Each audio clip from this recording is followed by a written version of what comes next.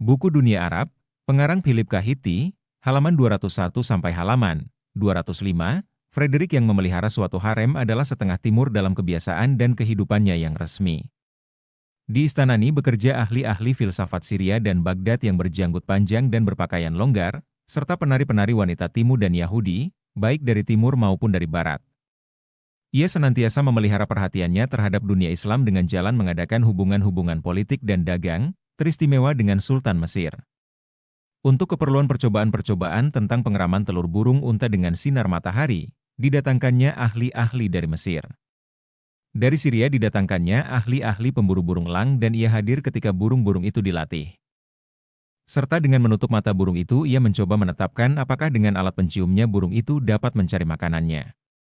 Diperintahkannya kepada Theodorus, seorang Jacobit dari Antioquia yang memberi pelajaran ilmu astrologi kepadanya untuk menerjemahkan sebuah kitab pelajaran Arab tentang berburu dengan burung elang. Terjemahan inilah, dan bersama-sama dengan terjemahan Parsi yang lain yang menjadi dasar dari suatu buku Frederick tentang penjinakan burung elang, yang merupakan buku ilmu hayat yang pertama lagi modern. Sebagai seorang ahli astrologi istana, Theodorus itu sudah didahului oleh seorang bernama Michael Scott, yang dari tahun 1220 sampai tahun 1236 mewakili ilmu pengetahuan Spanyol Muslim di Sisilia dan Italia.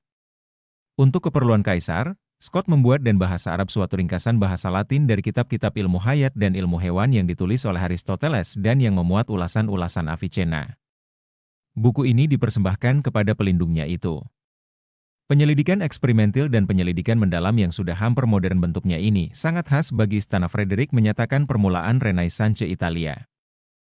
Tetapi sumbangan pribadi Frederick yang terbesar ialah pendirian Universitas di Naples pada tahun 1224.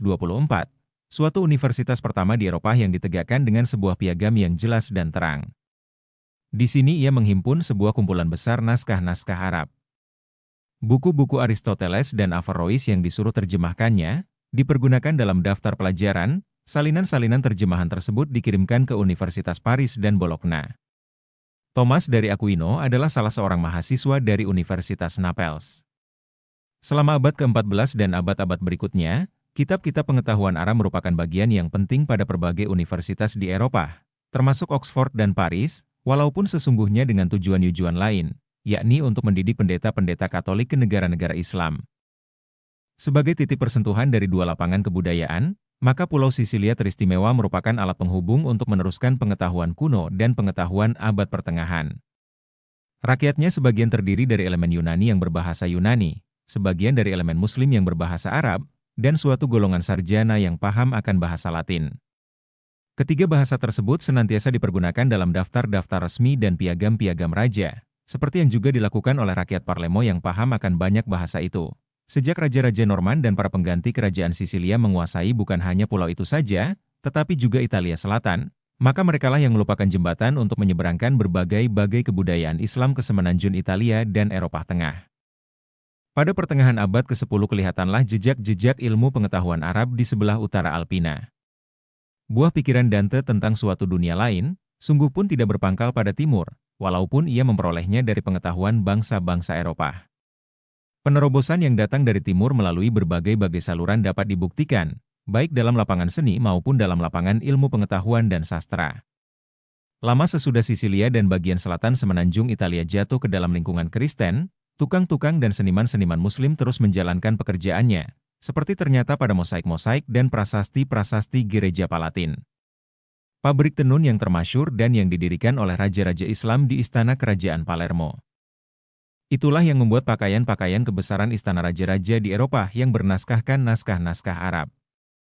Permintaan akan barang-barang buatan timur ini demikian banyaknya, sehingga pada suatu masa orang Eropa merasa bahwa lemari pakaiannya belumlah sempurna, jika tidak berisikan sehelai pakaian yang serupa itu. Selama abad ke-15, ketika Venesia yang kaya itu aktif menerima dan menyebarkan bentuk-bentuk seni Islam, maka buku-buku yang dijilid di perusahaan Italia mulai memperlihatkan bentuk yang bergaya timur. Cara menjilid menurut cara Arab yang istimewa itu, termasuk sampul pembungkusnya, kemudian dipergunakan orang untuk buku-buku Kristen.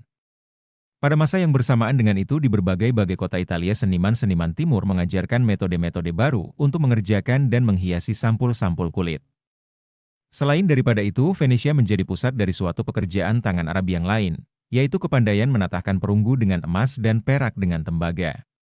Sebagai alat penghubung dari kebudayaan Islam, Sisilia menduduki suatu tempat sesudah Spanyol mengenai kemasyhurannya dan yang lebih tinggi lagi dari Syria di kala Perang Salib. Ketika kubu pertahanan terakhir kekuasaan Islam di Eropa dihancurkan, Khilafat Baghdad pun mulailah menghembuskan napasnya yang penghabisan di tengah-tengah arus darah dan dengki. Sebagai contoh pendahuluan dari malapetaka yang akan datang dan sebagai pernyataan dari caranya malapetaka itu akan datang, terjadi dalam abad ke-9 dengan munculnya Ahala Tulunid. Ahala, Iulunid ini merupakan suatu penjelmaan pertama dari kristalisasi politik dari suatu elemen degil yang sampai kini masih merupakan elemen Turki yang belum pasti bentuknya, yang berada di tengah-tengah khilafat. Ahalas Turki lainnya yang lebih termasyhur akan menyusul dengan segera. Peristiwa Ahmad Al-Tulun, yang mulai berkuasa dalam tahun 868, merupakan peristiwa yang khas bagi pendiri-pendiri dari berbagai negara-negara di atas puing-puing khilafat. Negara-negara itu memisahkan diri dari pemerintahan pusat, atau hanya dalam nama saja tunduk pada Khalifah Baghdad. Ahmad dapat diambil sebagai contoh tentang bagaimana caranya harus melakukan sesuatu, jika kekuasaan militer dan politik sudah tercapai, dengan mengorbankan sebuah khilafat yang tak dapat bergerak lagi dan sudah lamban, dengan mempergunakan tangan besi dan kemauan besar dari seorang prajurit bawahan dan budak-budak pengikutnya. Tetapi Bani Tuluni dan kebanyakan ahala lainnya tidak mempunyai dasar nasional di negara-negara yang diperintahnya, yang menyebabkan hidupnya pun tidak lama. Kelemahan mereka ialah lantaran tidak didapati suatu kumpulan para pengikut dari bangsa sendiri yang kokoh kedudukannya. Yang memerintah pun adalah orang-orang pendatang, yang harus menyusun para pengawal yang juga merupakan tentaranya dari orang-orang asing. Pemerintahan serupa itu hanya dapat dikendalikan oleh orang yang mempunyai pengaruh pribadi istimewa, dan segera setelah kekuasaan pendiri kerajaan itu menjadi lemah, keruntuhan pun mulailah. Negara yang didirikan oleh Ibn Tulun jatuh kembali ke tangan Bani Abbasiyah semasa pemerintahan putranya yang merupakan penggantinya yang keempat dalam tahun 905. Suatu ahala yang lain, yang memerintah lebih dari 2 abad lamanya dan tercatat sehalaman dalam sejarah, meminta perhatian juga, yaitu Khilafat Fatimiyah.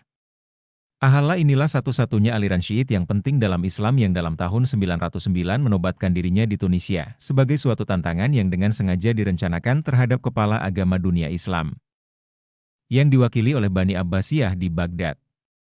Seluruh Afrika Utara dan Mesir berada di bawah kekuasaannya, dan di bawah ahala ini kota Kairo mengalami kembali zaman bahagia.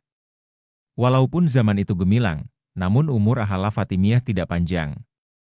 Sejarah halat dan korupsi yang terkenal itu ditambah dengan kehidupan rakyat biasa yang tak menentu, yang untuk pengisi perutnya bergantung pada banjirnya Sungai Nil, dan yang sering ditimpa bahaya kelaparan, bala dan pemerasan pemungut pajak melemahkan kekuasaannya. Dalam zaman berlangsungnya Perang Salib, maka Saladin yang masyhur itu pun berhasillah menaklukkan Khilafat Fatimiyah untuk selama-lamanya, yaitu dalam tahun 1171. Dilihat dari segi politik, renaka zaman Bani Fatimiyah itu adalah suatu zaman baru dalam sejarah Mesir, yang untuk pertama kalinya sejak zaman Fir'aun kembali mendapat kemerdekaan sepenuhnya dengan tenaga hidup yang bersemangat dan berdasarkan keagamaan. Seorang paderi Parsi, yang mengunjungi negara tersebut dari tahun 1046 sampai tahun 1049, meninggalkan buah karangan yang ditulis dengan kata-kata yang bersemarak. Istana Khalifah memberikan tempat kepada 30.000 orang. 12.000 diantaranya adalah pelayan, pengawal yang berjalan kaki dan berkuda berjumlah 1.000 orang. Khalifahnya yang muda, yang dilihatnya menunggang unta pada suatu pesta, adalah seorang yang sangat ramah tamah, dagu dan mukanya bersih dan pakaiannya yang terdiri dari kaftan dan serban sangat sederhana.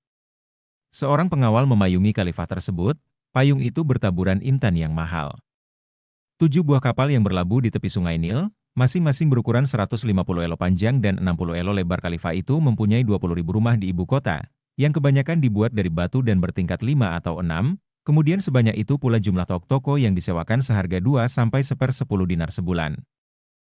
Di jalanan-jalan yang terbesar semuanya beratap dan disinari oleh lampu-lampu. Barang-barang di toko dijual dengan harga pasti dan jika terjadi kecurangan, pemilik toko akan digiring di atas unta berkeliling kota dan dipertontonkan pada rakyat. Ia harus membunyikan lonceng dan mengakui kesalahannya. Bahkan toko-toko emas intan dan penukaran uang tidak mengunci pintunya. Seluruh negara bergembira ria dengan kemakmuran dan keamanan sebagai itu dan dengan penuh minat padri tadi berkata sebagai berikut. Saya tidak dapat menaksir atau menentukan kekayaannya, tidak pernah saja lihat kemakmuran seperti yang saya dapati di situ.